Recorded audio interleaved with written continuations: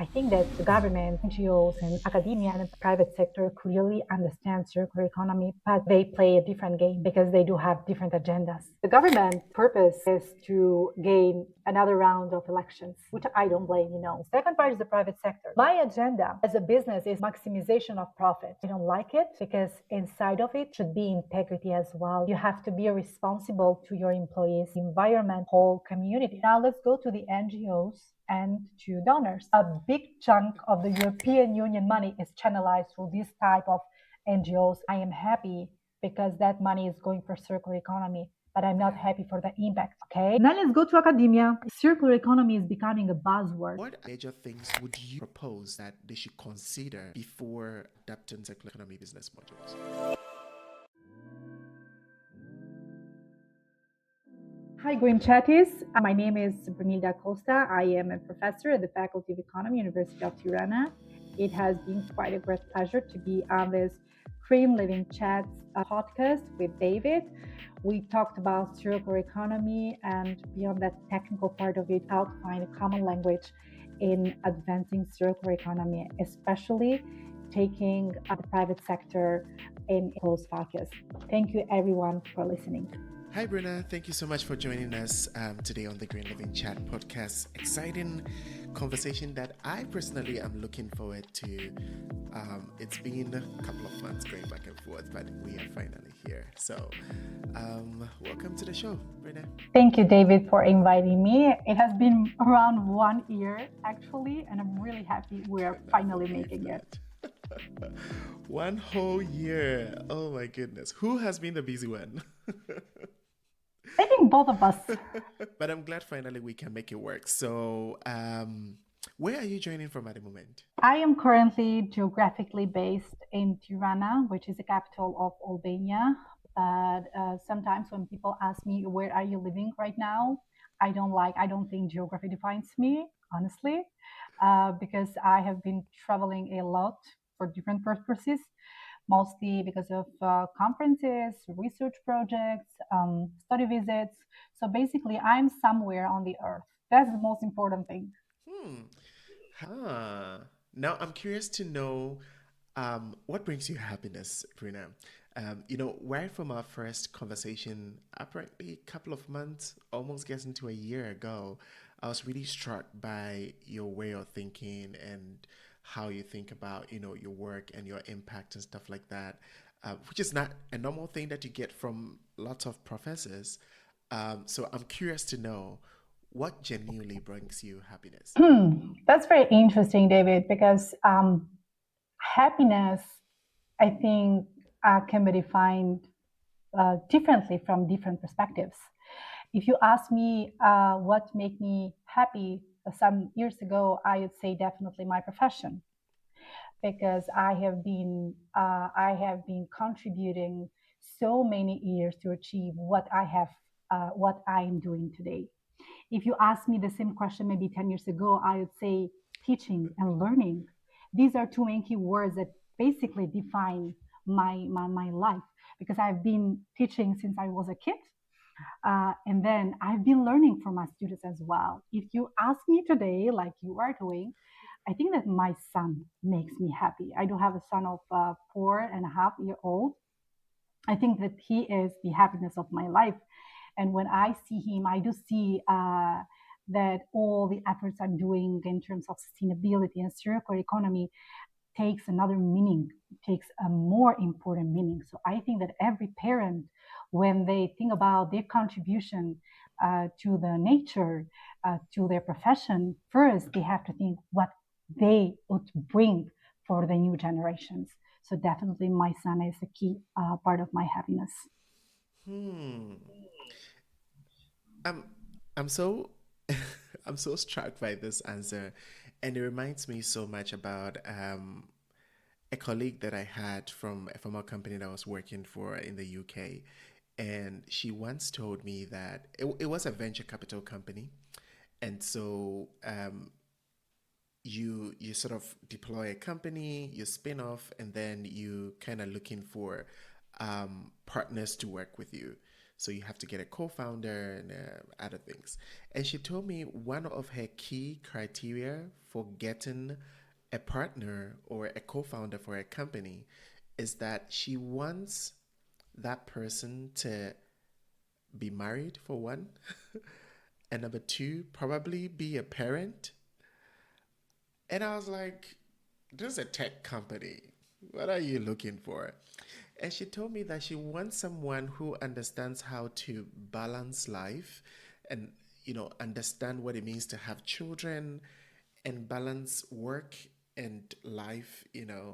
And so your answer sort of really strikes me because I think we are building a generation that now understands the fact that our life is not all work, but family is what brings us fulfillment.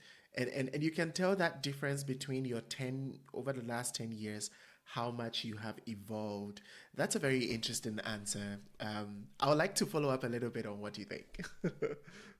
Yeah, I think that when we become parents, we always get back to our childhood memories, and we really realize how our childhood has been. And honestly, I was born in a very small village, which is close to Tirana, and that village name is Brap. If you translate it into English, it is run. And I feel, and I always joke with my friends that I feel that I've been destined to keep running the whole life, to keep running for new opportunities and new challenges, and curiosity as well.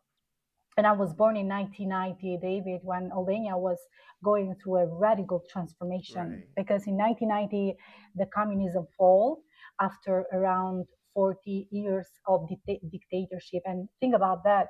In 1990, I was born in a family which was a middle class family. My father has been a teacher. So he devoted more than Mm, 55 years of his life teaching. And at that time, the people and my family, we were living in a very big household with cousins and other people. My family was found basically into a completely new reality. They didn't know how to behave to this new reality, to the market economy, to the so-called democracy. They didn't know how to earn the money, how to survive. Still, my family has not been a rich one, but we have been always surrounded by some very important principles that now right. I can recall, which are very, very important for me as well as a parent. And I know my dad always had his principles and discipline for education.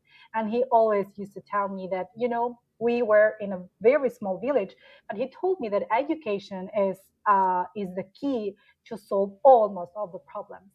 So basically, when I was, and I still remember it was, I was 6 or 7 year old. That was absolutely a happy day because my dad came home and he brought a blackboard. At that time, while he was teaching, they used these blackboards and chalks, and he brought home a blackboard and some chalks. I was really happy because basically I started pretending to be a teacher, and I invited all my cousins and all my friends. I was like, okay, here is the blackboard. I am the teacher, and I pretended to do that. And I remember I did it perfectly, and I gave them, homeworks and so forth and so on. So I think that everything started from there. And if I would define so my life in a sentence, let's start with a blackboard and with a chalk, because today it's exactly what I'm doing with my students. And then we Interesting. moved from that village. My dad moved to Tirana for better educational opportunities for me, for my sister, and for my brother. I started the high school and then the university. I finished with honors, the bachelor in the Faculty of Economy, University of Tirana, and the Master of Science. It was a Master of Science, but basically I had no idea what that meant that time. Working for science in a very small country where people, where governments, where uh, different stakeholders Yeah. didn't care about science. And that was really, really difficult, David. Even though my dream was quite clear, I wanted to be a teacher. uh, I never thought it would be like in a preliminary school or at university or in a high school. But in 2013, when I finished the university, the Master of Science, I found myself in a crossroad. having this, it was like a big question mark for myself. What is next? What I'm going to do with my professional life? And then I knocked at the door of the head of the department at the Faculty of Economy. I was like, I am the best student, and it's your duty to support me in this academic career. He told me that you are too young to do that right now. I was very, very upset. And then this is very, now that, I mean, I reflect, and then a message popped up on my phone. It was a message from one of the most famous economists in Albania. He had a non-governmental organization, the first think tank in Albania, Right. and basically he received from the dean of the faculty the best students of the Master of Science, and he invited me for an interview. I was like, God, this comes from God. I went into the interview, but I didn't know, David, very honest, I didn't know where am I going? What am I going to do? Will it be like, a very, let's say, traditional interviewing process? Right. He didn't ask me a question. He said that you guys will be five students. You guys will be in a 2 week period to test yourself, and then I will choose one. And the first Mm-hmm. thing we did, Pressure. he asked me and the whole team that we have to work on a policy paper on the minimum wage in Albania. God knows how did I started that. I remember, because at that time AI was not present as well. You have to Uh-huh. do everything on your own. I'm not a I'm not a fan of AI, but still, you can just get something from that. And then I remember I wrote things. I started from the scratch. I deleted them, and then after 2 weeks, we were very, very tired. And he's like, okay, you are the best option I should go with. So I was the best option. Uh, that was very hard for me because that was basically the starting point of my professional career. And Right. at that time, I started working for a big company, a big organization, a US organization called Center for International and Private Enterprise, who supports democracy across the world by strengthening the private sector. And I became a project coordinator. So basically, looking back now, that experience became one of the most important lessons of my professional life. And if there was something that I taught from the experience, is that growth rarely happens when things are easy. Right. It happens when you are pushed beyond your boundaries. And I taught resilience and learning thing by doing that. That's that's a lot of things to take in. I won't forgive myself if I don't follow up on them, so I'm just gonna do that right away. I mean, the interesting thing about all this, and you concluded it very nicely about how resilience has come into the conversation and how that has built you to make decisions and everything. I'm still trying to figure out how the idea of specializing in circular economy or focusing on circular economy models and actually moving out of just staying within academia and sort of bridging that gap came into the conversation. Um, we have been part of a lot of conversation trying to bridge the gap between academia and the industry because that's a very huge gap. And so you are one of the few professors that are actually really focusing on that and doing that super efficiently. So how did that get into being? So it's two questions in one. One is how did circular economy come into the scene? And then what boosted your interest to sort of translate all that you're doing in academia into the industry? Yeah. Now that I go back, I would like to thank that person from the faculty that told me you are too young to come to in academia. Because David, once I started working as a project coordinator at this local think tank, I was sitting with the policymakers. I was sitting with the private sector representatives, with businesses, with chambers of commerce, with business associations, and with international donors. Big play. They were like, we were having like working breakfast. That was a new and trendy topic at the time. What is this working breakfast? But then I realized that the most effective policies of the governments come out from this working breakfast, from these meetings. So basically, I was in a round table with people that do politics, with people that do policies for my country, that takes important decisions for my country. And that was exactly when the term evidence make policy making Right. took an important meaning in Albania, because what was happening is that different ministries from and I think this is a global problem. This is not for Albania. Sometimes they take important decisions for our economies, but especially it was for the private sector at that time. We were trying to build a dialogue between the private sector and the government. And this dialogue at that time was through the evidences. And the evidences required research. And research requires science. You Right. cannot produce good research without good researchers, and good researchers come definitely from a good education, from science. So that was, let's say, the point when I fit it perfectly, because after 1 year working with these types of projects, the faculty invited me to go back as a full-time assistant.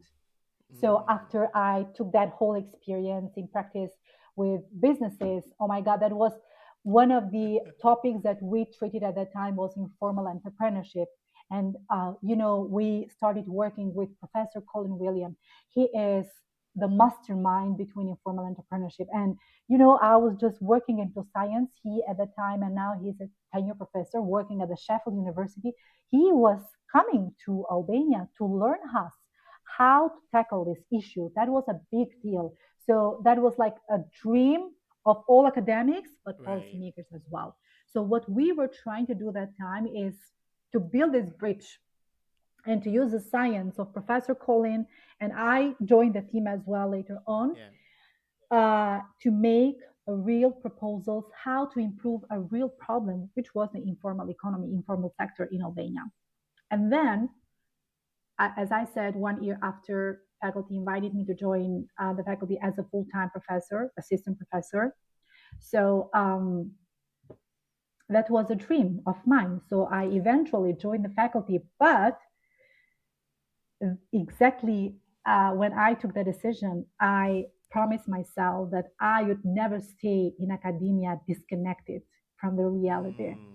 That was exactly the point when I was looking around different articles, scientific papers, which I love them because I've been producing writing papers in very good journals with international colleagues. But I feel and I know and I have been observing that some of them are not used. That's to say, more than 50% of them are not Right. used. For me personally, a good scientific paper is good when it has a value for practical things. Right. So that was the moment that I was like, okay, I will become a good scientist and a good academic, but that good means that I will try to solve real problems. Hmm. And then I joined academia, David, and I was really happy. But 2 years later, in 2015, I was a little bit very upset about the system, about everything, because it seems that in academic communities, professors generally, they are very obsessed with titles and with getting these promotions of their titles without any, let's Hmm. say, real value behind that, right? And I was feeling so empty. I was like, this is not for me. I was not, basically, my decision was not to leave academia, but I was just trying to make a change. And anytime I tried to do it, like developing any workshop with the private sector or with people outside of the faculty, they always, it was like, it was a prevention from people's like, you will not Yeah. make the institution, you will Mm-hmm. not make this change. Why are you trying so hard? And then in 2017, I was like, okay, I need to do something else. I finally found a scholarship supported from the Albanian American Development Foundation, and I was placed in one of the best think tanks in the world in Washington, D.C., United States, Center for Strategic and International Studies as a researcher. I was placed there, but I was like Brunilda from Albania, a small country. They had no idea where Albania is. Sometimes I felt, a little bit, oh, I am the professor, but nobody knows me there. And then I stayed 1 month at the I stayed there almost a year as a researcher. But the first month I was like, okay, I was just treated as an intern. And at that time I was 27-year old. I was like, that's not the concept I'm using for interns. 1 month after, the head of the director of the program, then he called me and say, are you satisfied so far? I was like, the Americans, the sandwich theory, so they are not blunt. Yeah. But I was from the Eastern Europe and I was quite blunt. And he was like, are you satisfied so far? And I said, no. No. He was so surprised, and I felt he became furious. And he's like, why? Because I do have some capacities and some research capabilities that currently your department does not own. So you have to use me in a positive way, okay? So use my potential, because this is the reason why I'm here. Next day, I got a call from the deputy director of the program and said, come in, guys, come in. And then I started working and we produced 3 research papers. But as this is the Amazing. difference between Albania and between, I am not comparing Albania with the US, but the environment, the culture, they are very research oriented because they want the research to Yeah. have a value in practice. So at that time, I remember US Trade American Agency was almost closing, and we were giving arguments, evidences why the government should not close it. And then we went to another research piece, which was about communism, and then to another one, which was about informal entrepreneurship. And Right. after 1 year, I found myself co-author with the senior level of the company, and they asked me, David, what would you like your position to be in these papers? Would you like it like a professor, a researcher, a senior researcher? You decide, because you have been contributing mostly on that. So basically, that was one of the most rewarding experiences. But then I had to go back to Albania because I was at the faculty, and I came back with a lot of dreams. And one of the biggest one was to change the things, but what? Where to start? And I didn't do the same mistake I did when I entered the Right. faculty, but I used another strategy. And I think that yes, education is a power tool that um, can change countries, can change systems, but these changes cannot happen immediately. So I started working with my students, getting in another perspective. I started working with my colleagues, but 1, 2, or 3 colleagues. And that was exactly the time when I started working on circular economy, because I started my Hmm. PhD. My PhD was about business models. But once I was reading about business model, and if you just put it in front of that circular business model, then there is this full of scholarship professor Nancy Bogan, Julian, and other scholars create one that talk about business models and then circular business model and how to make the entire society more sustainable, because one of the major pillars is the private sector. Right. And then I was circular economy, circular business model. That sounds very interesting. David, in that time, Albania never heard about circular economy. Never, ever. And I started working with a colleague of mine saying that, okay, let's test it first. Let's ask politicians like policymakers, chambers of commerce, because these are the major actors that should be aware of the circular economy, right? And one of the biggest misconceptions when I started and I made a questionnaire is very fresh. And I was asking them, what do you understand with circular economy? That's the first question. It was like a pre testing. Right. And the majority of answers, David, is very surprising, but they consider circular economy as recycling. So one of the biggest misconception in Albania, which is still happening, is that circular economy is recycling. And I was like, hold on, because this is a big deal. Yeah. Because basically, Albania is in this process of integration into the European Union, but nobody cares about that. Private sector do not care what happens with that integration. They have to go and look inside their house and see how things can change, how these changes make them more competitive and more produce more benefits for the business, you know? Right. So the biggest misconception is that uh, circular economy is recycling. And I was like, to my colleague, I was like, Professor, we have to design a strategy how to Yeah. change it. Second is that at that time when we were talking about circular economy and giving, and I was just explaining everything as a baby, you know, like you have a pair of shoes. If that shoe is not well, what do you do with it? Do you throw it away or do you go to fix it? This very simple language. The second thing is that because Albania, 99.8% of businesses are small and medium enterprises, Mm-hmm. this is this perception that circular economy is not for small businesses. It's only for large businesses because they do have, you know, budgets and everything. Why that's totally wrong, because we know models and great champions across European Union countries and in other countries as well, in other continents as well, that circular economy is not only about big changes, but it's Right. small changes. You started with maybe minimize the waste, maybe use that waste for industrial symbiosis. So you take it to another competitor or to another company to use it as a raw Yeah. material. Maybe you become more efficient. Maybe you remanufacture. Maybe you think about redesign. So basically, circular economy goes early than recycling. And the third misconception from my experience is that circular economy happens at the end. Like, okay, if Yeah. you do not have waste at the end, that's totally fine with you. While this is totally wrong. What I've been doing since then is that trying to understand the mindset of entrepreneurs. Because for me, circular economy is closely related to the mindset. They have to go back Mm. in early stages in when they define what are they going to offer as a product.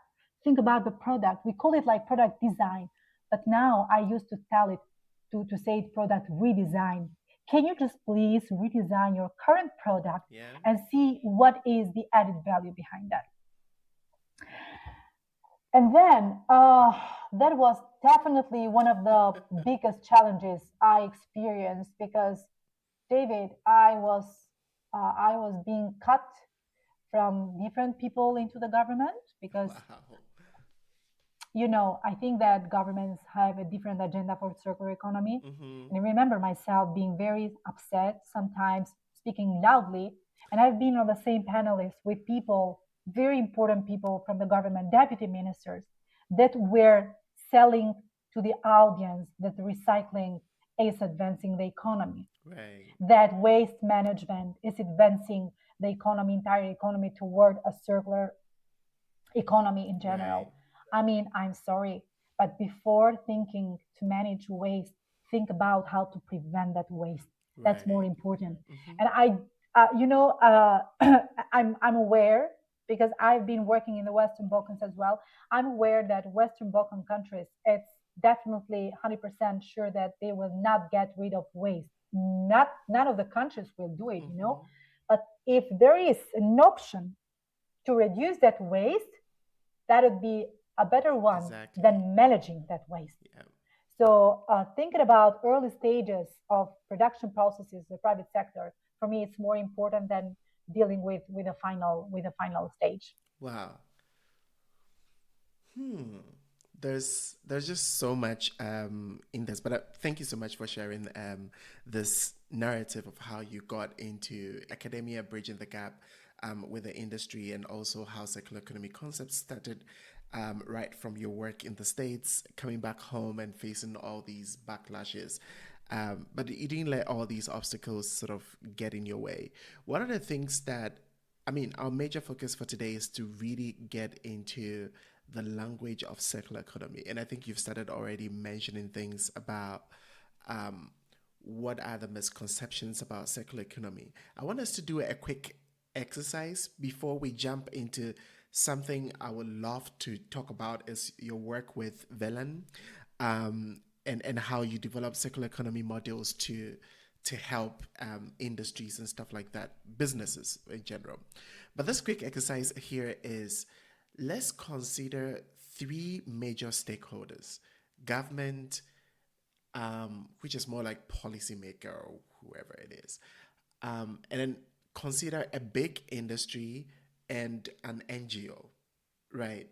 Could you explain circular economy in three different ways that these three stakeholders will be like, oh, I never knew that is circular economy.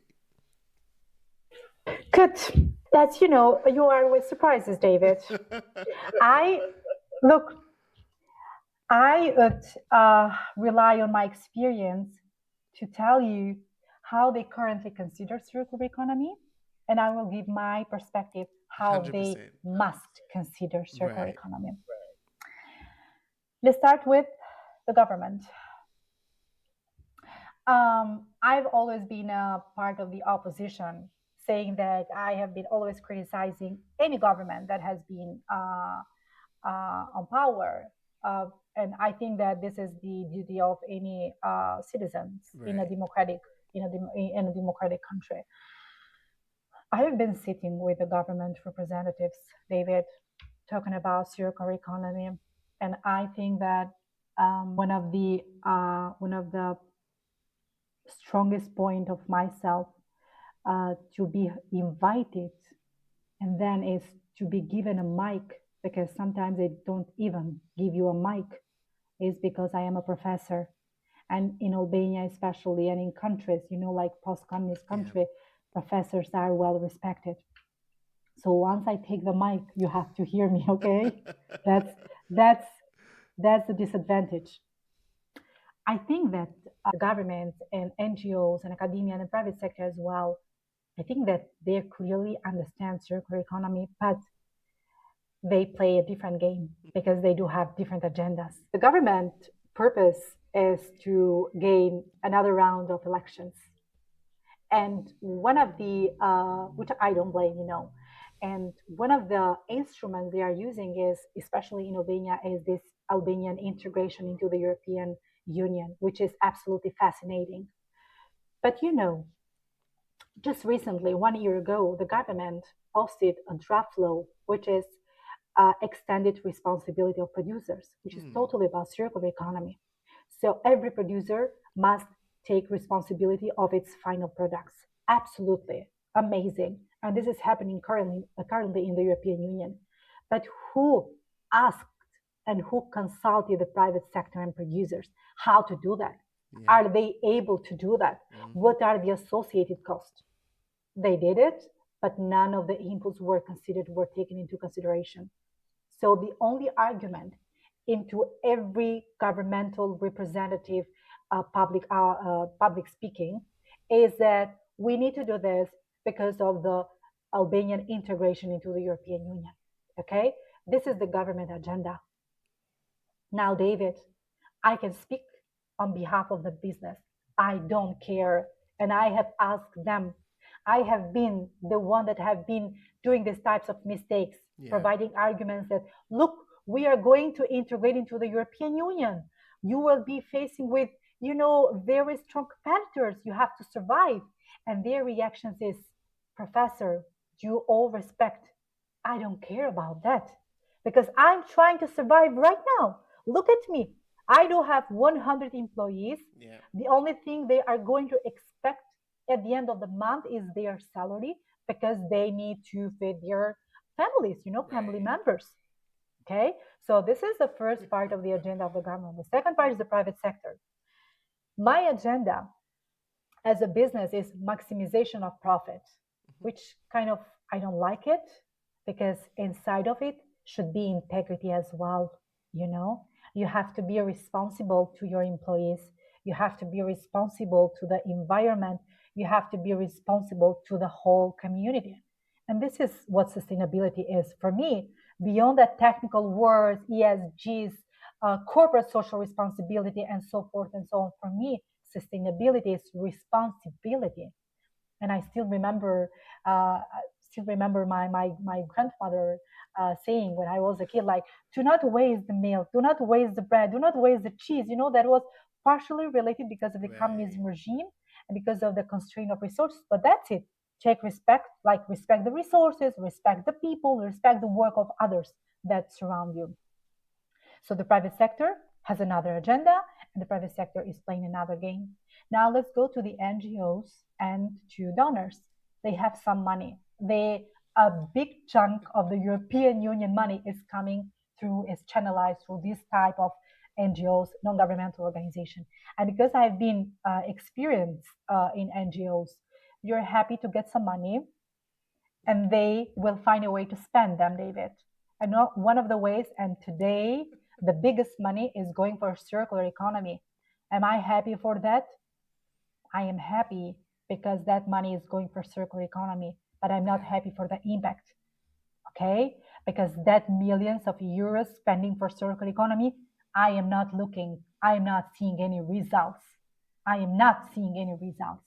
So NGOs, they want to spend the money, they get the money, they want to give the money through different channels to the private sector or to other Yeah. actors, and they're happy because another chunk of money will come in. Now let's go to academia, including myself as well.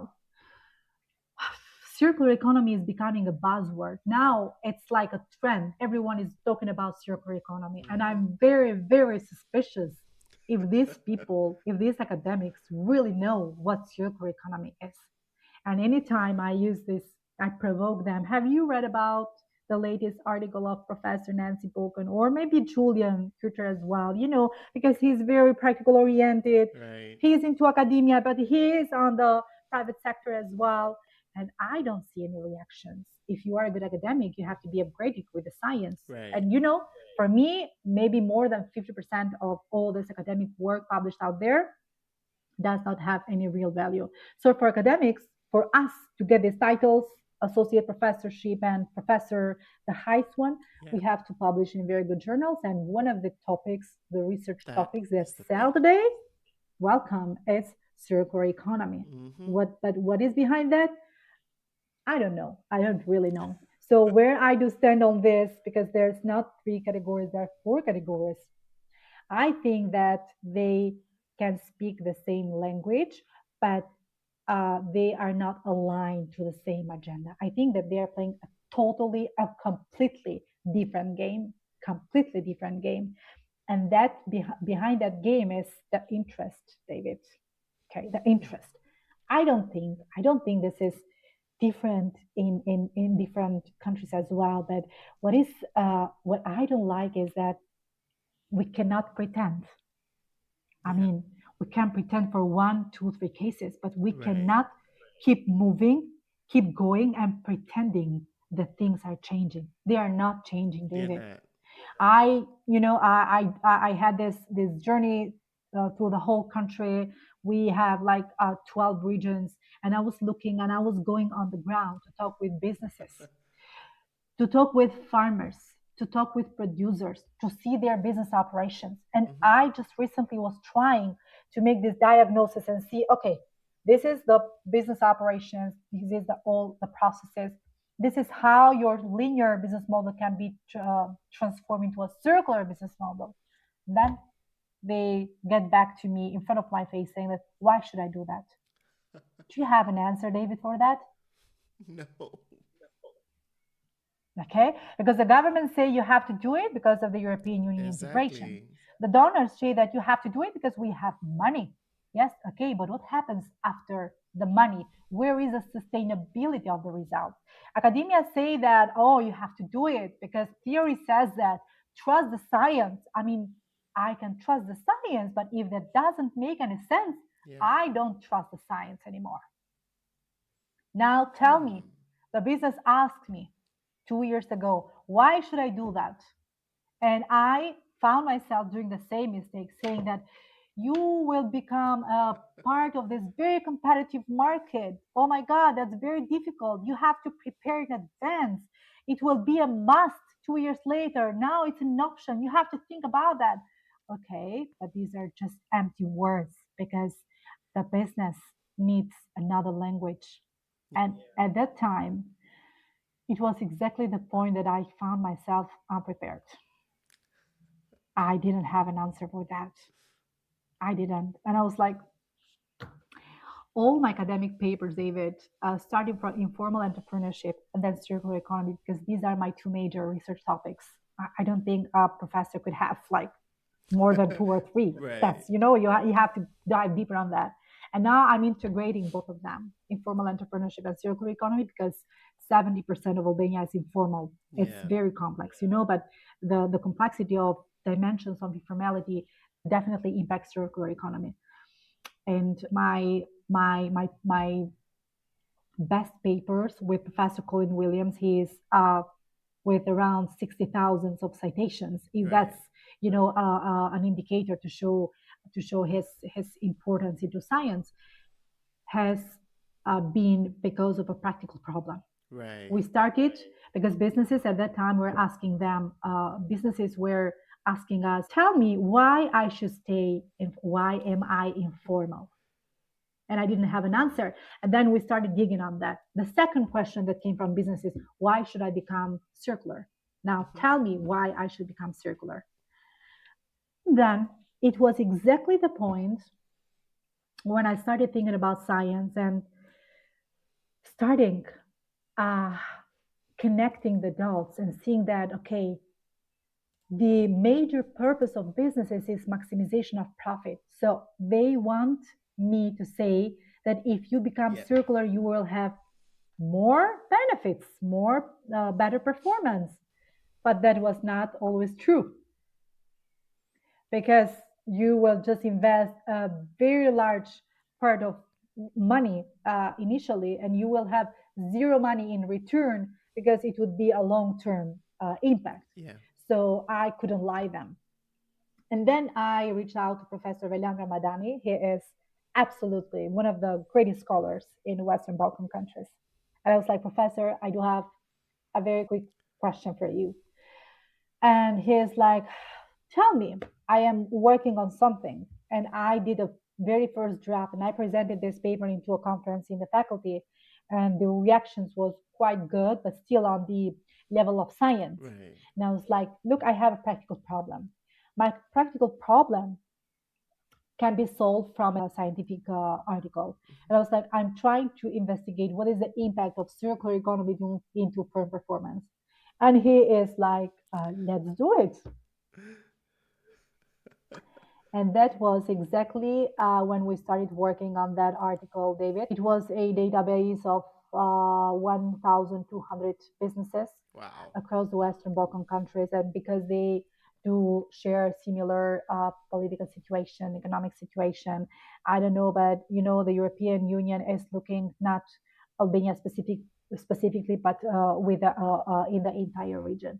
And we did all the calculations and we took some principles of circular economy, and hallelujah, we found something. We found that some principle of circular economy can have a short-term performance in businesses.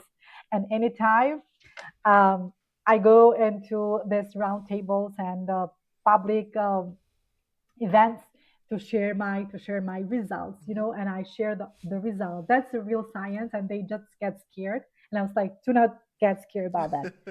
Guys, I was like, to businesses, it is proved, even in the context of Albania and the Western Balkans, that circular economy will give you a better performance.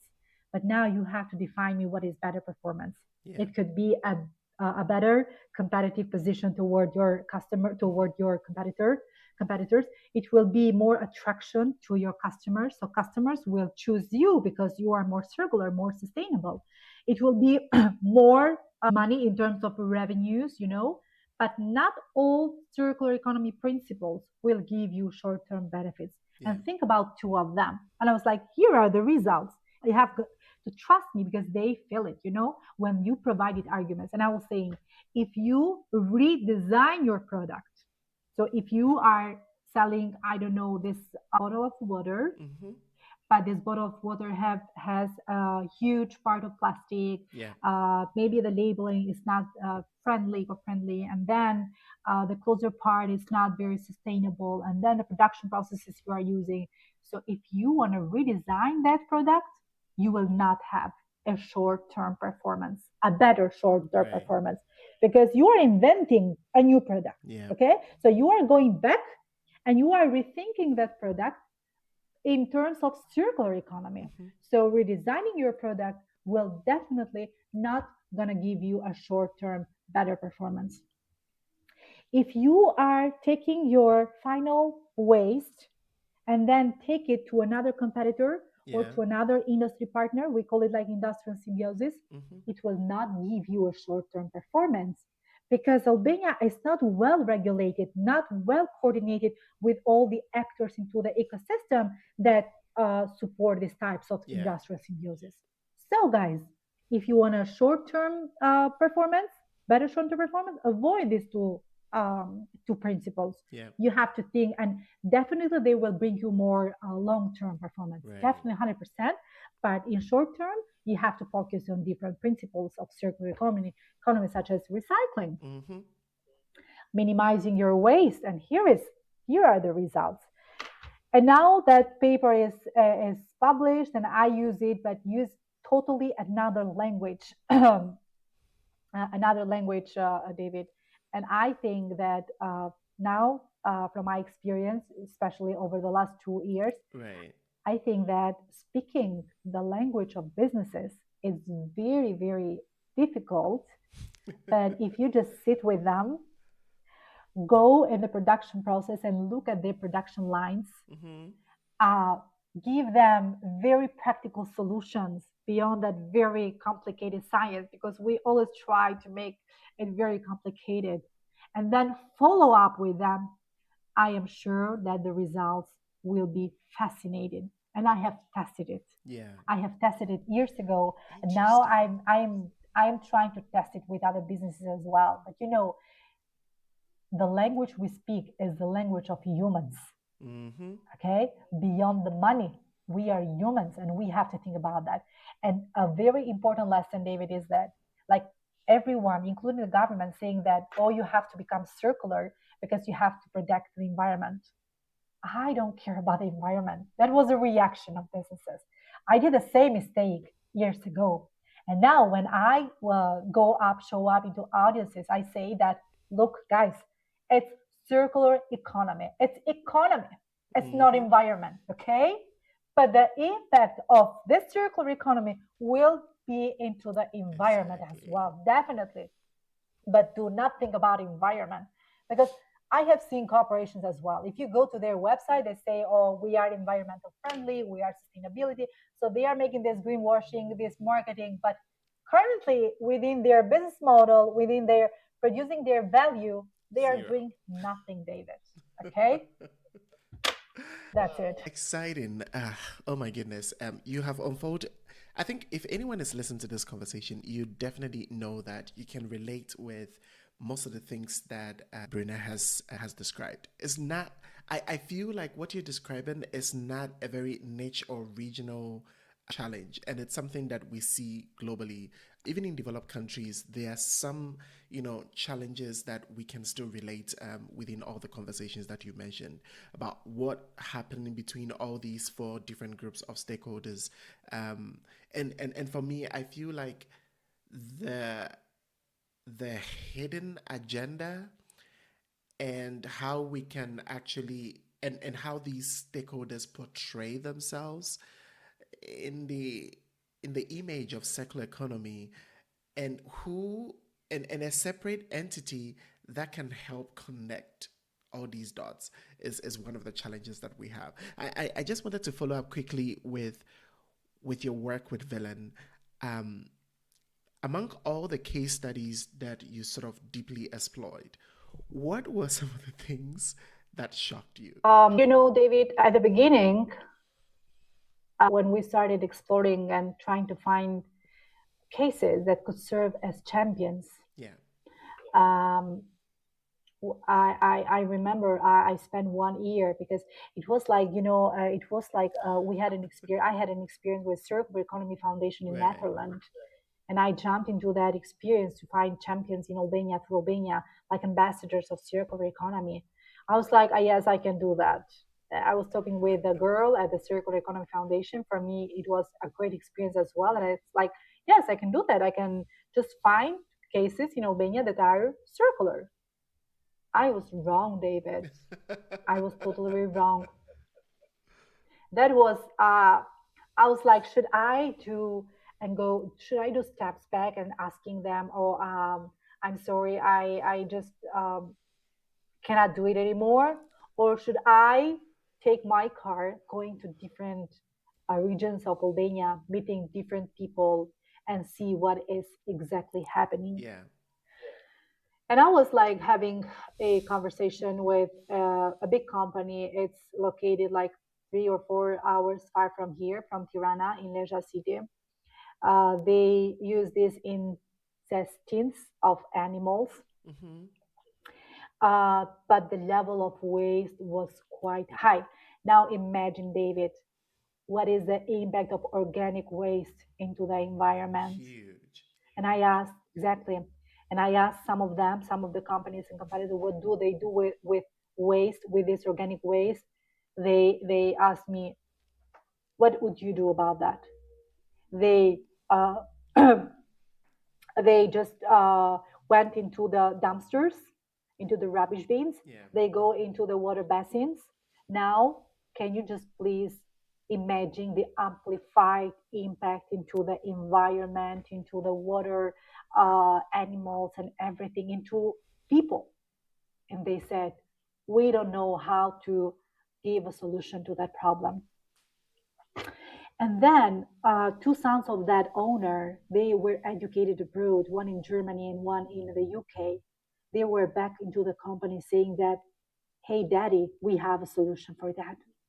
And the solution, they do not call it circular economy, circular business model, but the solution was is that they invested into a new rendering machinery, a huge one, and they collected all the waste into a national basis, David. And then with that waste, they produced pet food. But pet food didn't have a market into Albania. So they found a market into Brussels. So Right. what shocked me is that I expected to easily find a company that is circular, but I couldn't find it until I went myself into different regions. And then I found this company. I prepared this case study for circular economy, and I asked one of the owners, like the son, one of the sons. I was like, Drini, you have to show up. You have to be public into social media. You have to go on TVs. You Mm-hmm. have to share your example because for me, businesses will not trust me because I'm an academic. Business will trust you because you are a business person. And he is like, but we need some investments. We still have ways.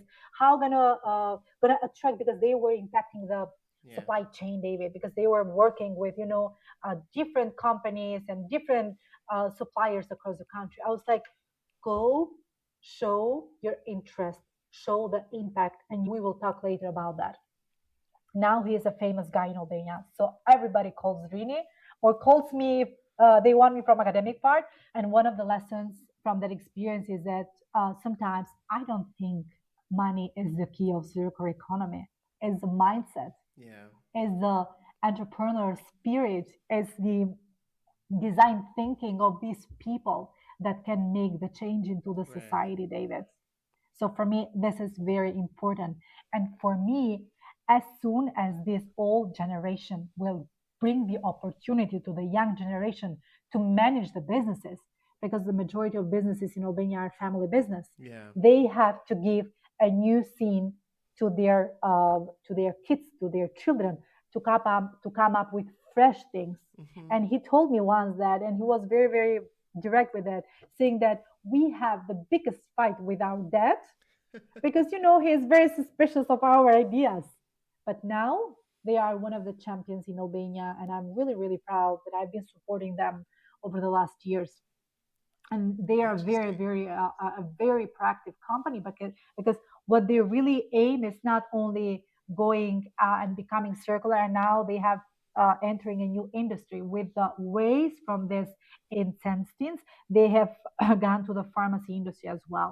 So you see, you are in a single industry, and Yeah. then with these new ideas you can go in different business lines. So Exactly. now their purpose is not only to keep going circular, but to impact other industries as well. Mm-hmm. So that's the thing. And the second experience, and very important, is that I think that the best business ideas come from people that have been close to nature. And Hmm. one good example is he is now a friend of mine, Luzin Bauman. He is the first guy in Albania that opened the circular economy park because he has been sharing some very good experiences in cleaning the rivers and Yeah. everything. He has been sharing the level of pollution across these rivers, and now he transformed that, let's say, that need into a business idea, building this circular economy park. And now we are working together on different projects on how to make and how to escalate these his business ideas across that circular economy park. So that for me the mindset is very very important in building up in this, these small efforts. Yeah. And the third very important, David, is that especially for countries like Albania that are new in the democracy, I think that businesses wait for big investments to make a change and they want a very rapid transformation. But circular economy, it's not a final destination. It's kind of a journey, Yeah. and you have to Ooh. start from small and very realistic steps in order to go to that final destination, which Mm-hmm. still you go to that and then another purpose come in and then you start another journey. This is why science in circular economy is very very complex, and this is why people that understand the science and translate it in the language of businesses, for me it's crucial. That's actually a very powerful thing. Like circular economy, it's not the destination; it's actually the journey. So it's a very interesting way for businesses to start thinking about it because, I mean, when we were talking about these challenges, I mean, it was one of the things that I'll be like, well, it should be the least problem, or it should probably not be part of the list of problems that you face. That the difficulties in finding a company that is sort of adapting these models, and I think that we see it boldly in a lot of companies' websites and stuff like that, and getting into the deep dive of their processes and their value chain, you realize that there are so many gaps, just like you mentioned. One of the things that I just wanted to quickly follow up, because I think we have dived into a lot of the questions that I had already, but you started a conversation about what the private industry, the private sector actually thinks of circular economy. And I just wanted to follow up a little bit on that. That most of the time you mentioned that the focus of these industries is usually profit, money, short term benefits, doubling their capital or whatever thing it is. Ideally, if we are able to speak very well to industries or to the private sector and they got enthused about circular economy, what major things would you propose that they should consider before adapting circular economy business modules? Very good question, David. Because honestly, I work as a consultant as well, uh, trying to use that scientific knowledge and to help businesses making this transformation from linear to circular economy Yeah. to circular business model. And this has been mostly on my agenda during the last 3 years. And I'm really happy and proud of myself and out of modesty that I've been supporting and helping Yeah. businesses. But let let me tell you what business expect from me, and let me tell you what businesses should expect. The best scenario should expect from me. What a business, when I go to the business, the first thing I do is I call it a circular diagnosis situation. So I build this circular business model canvas to see exactly all the business operations. Where do they get the raw materials? How many suppliers do they have? What type of products are they selective in these raw materials? Do they pay attention to the materials that are more sustainable or more cheaper? A full analysis, and calling this circular economy diagnosis, starting with the supply chain. And then I go to the production process. It take me like almost a month to do that analysis because I have to stay there. Then I go to the production process. What type of technology do they use? How many people are the people trained? Yeah. Um, how many waste do they produce? Mm-hmm. Why is that waste? Is that because people do not know how to do their job? Or is it because they do have an outdated and old technology?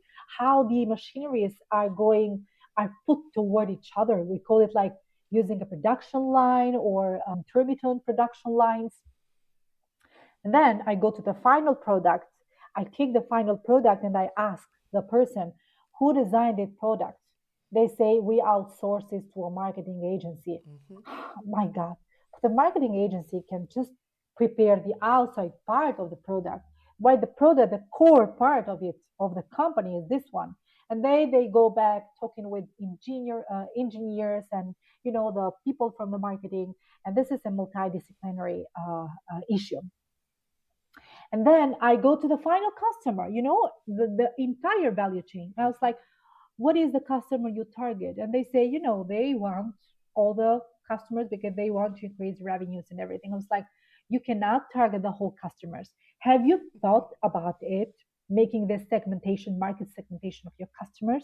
If you think of redesigning your product and focusing on a customer group or customer segmentation that are more sustainability affected, because that's a matter of customers as well. Sometimes customers uh, do not choose the sustainable product; they choose the cheapest one. But I can guarantee you that the sustainable one is a little bit more expensive, but it has a greater value than the other Yeah. one. So first thing I do is this diagnosis. What they want me to do is provide solution before doing this diagnosis. Okay, Mm. I'm like kind of a doctor. The doctor doesn't give the treatment before making this all this analysis and Yeah. everything. So I do the analysis, and the solution, that was something wrong I did several years ago. It's like I provided a solution after the diagnosis, but the solution should not come from me. The solution should come from business itself, Right. because who more than these people working for their entire life in that businesses know what is good for the business itself. So I can co-author the solutions, but Mm-hmm. you are the person, you are the people that will help me to come up with the best solution. But definitely, Amazing. the first thing is diagnosis and then coming up with a solution, but with a solution which is provided by the whole team, not Right. only from myself as well. Right. I am there to consult them and to say, there is a company in Germany, for example, the same product, and look what are they doing. Mm-hmm. One, two, three. And then they take that information from me and reflect. Can we do that? Mm-hmm. How many does it cost? Do we need to invest into the machineries? David, during these last years, I have been very surprised as well, negatively, because I know I have been bought, or my perception for a company, a big one in Albania, was that, oh my God, I love that company. And because I do teach operations management and project management, my curiosity on how does it work. And I have been visiting a large number of businesses during my career to Yeah. see exactly the production processes. And I met the guy, the executive director of the company. He welcomed me into his luxury office. And I was like, let's go to the production line. And he's like, wait, calm down. He was explaining everything about the history of the company, about the revenues, about the market share and everything. And I was like, again, let's go to the production line. Let's go to the production line. He is like, I think you will be surprised. I didn't get it. And I was like, I'm very interested to see the production line, because I was just, looking the production lines generally and asking the guy that you can improve this one and this one. Mm-hmm. And then I went into the production line, but there was not production line of the company. There were different machineries, widespread geographically, and it was without any plan, any Mm-hmm. facility layout behind that, because there were like employees that take that semi-final product, take it, go, I don't know, 1 meter far from that machinery to fill it into the machinery and then to come up with the final product. I was negatively surprised by that. And I always say to my students as well, do not trust what companies post in their websites. Go by yourself in the company And and see see for yourself. how they treat the production people, because there you will see if they are responsible or not. Like companies with chemical like features, without mask, without the protection, like costumes and everything. That is the real, how does the real sustainability looks like in the company. Okay, I think we have exhausted most of the questions so far, but I have one quick question for you, Brina.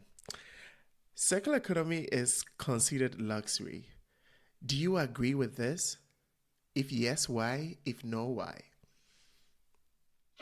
Okay, now my position as an academic gives me a very comfortable one to talk about this as well. Stop cheating. Yeah. Um, there are too many people that are against of circular economy, and rightly so, because they think that it costs a lot of money.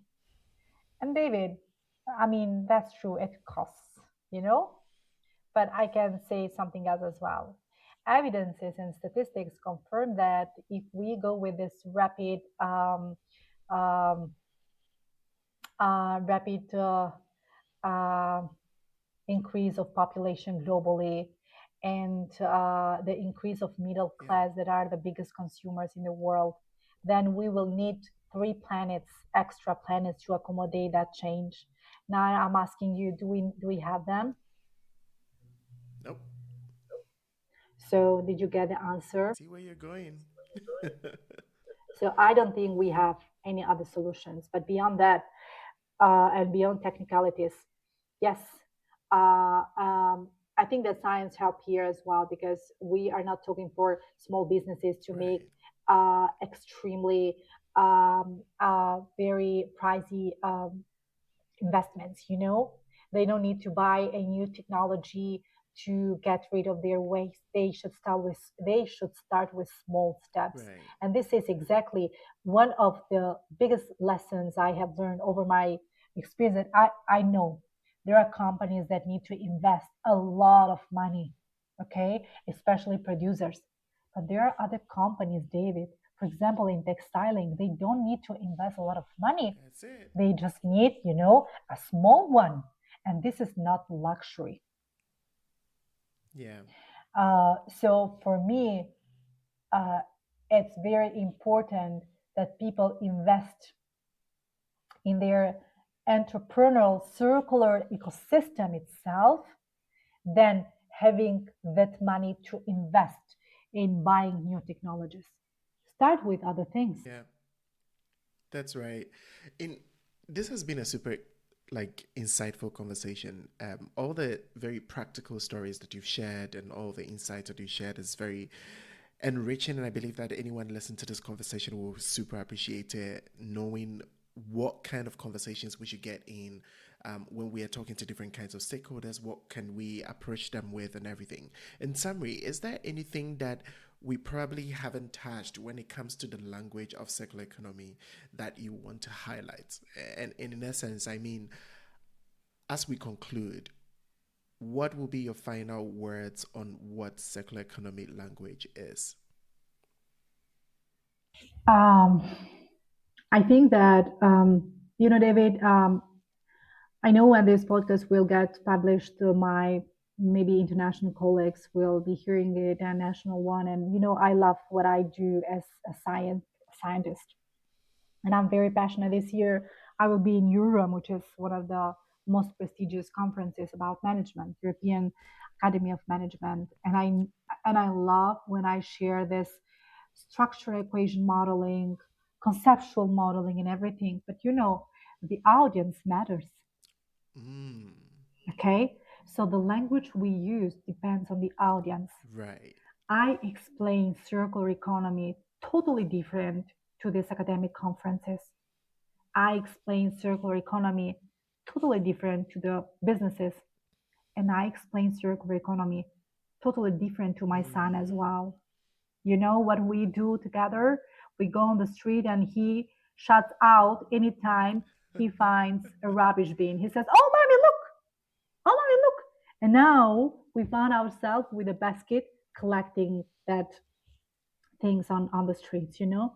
This is the language I'm talking about. Yeah, This is a language. I like that. So, you know, beyond that, having that different, like playing different games, I know that, and I'm sure about that, that coming, like the intention for making that things work Right. is a result of how we communicate it, Exactly. how we tell it, and how we require it. I love that. This is super amazing. Thank you, Brenda, so much for taking time off your busy schedule to make time for this conversation. But before I let you go, if you do have the superpower that can enable you to change one thing in this industry where you work, what would that superpower be? And what would you do with that superpower? I think that I think that the young generation can make a change, and changing the mindset of young generations, considering including my students that will be future entrepreneurs, Mm-hmm. that will be future managers. I think that's the key of success. You know, David, it's hard to work with older generations because of different reasons, you know, because they have Mm. worked so hard to achieve what they have achieved. They sometimes are close-minded in the sense of they have been experiencing two different political Yeah. situations and generations, like the communism regime and now democracy. Sometimes they do not see the rapid changes that the private sector is evolving internationally, you know. And I think that the change can happen easily and gradually. It's very important because, you know, this is why we call it, I always call it a transition. So a transition from a linear to a circular business Yeah. model, because um, it doesn't happen in one night. It takes time, and it takes passion as well, and patience. So they need to be both passion and patience. So I think that changing the minds of this young generation, Mm. because you know, David, they are future entrepreneurs, they're future managers of these companies, and Future government. and and customers as well, you Yeah. know. So they basically they can guarantee both extreme parts of this value 100%. chain, the private sector and the customers. I love it. Amazing. Wow. Bruna, I cannot thank you enough. I really appreciate your time on the show. And thank you for accepting our invitation and coming on the show. Thanks for coming. Thank you so much, David. And I truly enjoyed our conversation. And my shout out goes to everyone who is trying, at least is trying to make a small change within these very difficult times, you know. And I really enjoyed our conversation. And I'm looking forward to plan our next conversation, maybe after Yes. 1 or 2 years. Maybe not long this time. It might happen very soon. So.